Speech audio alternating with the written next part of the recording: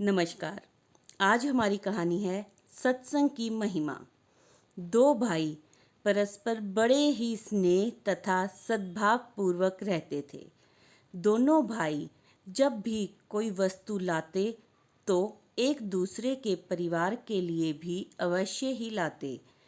छोटा भाई भी सदा उनको आदर तथा सम्मान की दृष्टि से देखता। एक दिन किसी बात पर दोनों में कहासुनी हो गई। बात इतनी बढ़ गई कि छोटे भाई ने बड़े भाई के प्रति अपशब्द कह दिए। बस फिर क्या था, दोनों के रिश्तों के बीच दरार पड़ गई। उस दिन से ही दोनों अलग अलग रहने लगे और दोनों के बीच बोलचाल भी बंद। इसी तरह कई वर्ष बीत गए। मार्ग में जब दोनों आमने सामने भी पड़ जाते तो कतराकर दृष्टि बचा जाते।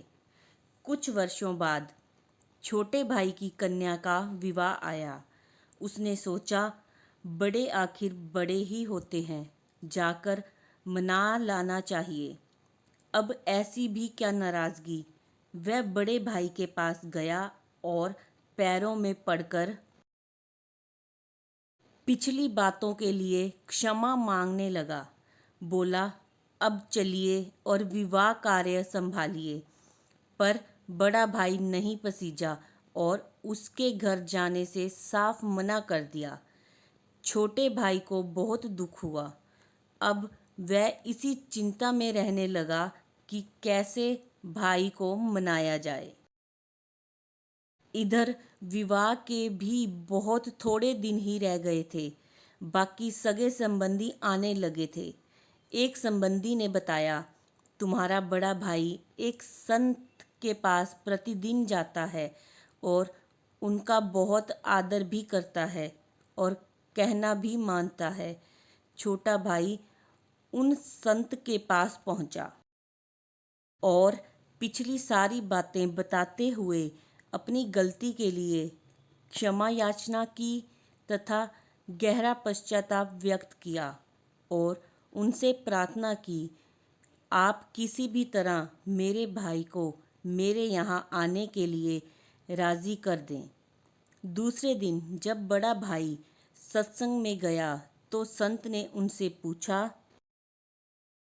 क्यों तुम्हारे छोटे भाई के यहाँ कन्या का विवाह है, तुम क्या क्या काम संभाल रहे हो? मैं तो विवाह में सम्मिलित ही नहीं हो रहा हूँ गुरुदेव। कुछ वर्ष पूर्व मेरे छोटे भाई ने मुझे ऐसे कड़वे वचन कहे थे जो आज भी मेरे हृदय में कांटे की तरह खटक रहे हैं। बड़े भाई ने कहा, संत जी ने कहा सत्संग के बाद मुझसे मिलकर जाना, ज़रूरी काम है। सत्संग समाप्त होने पर वह संत के पास पहुंचा। उन्होंने पूछा, मैंने गत रविवार को जो प्रवचन दिया था उसमें मैंने क्या कहा था, ज़रा याद करके बताओ। अब बड़ा भाई बिल्कुल मौन। काफ़ी देर सोचने के बाद हाथ जोड़कर बोला, माफ़ी चाहता हूँ गुरुदेव, कुछ याद नहीं आ रहा है कि कौन सा विषय था।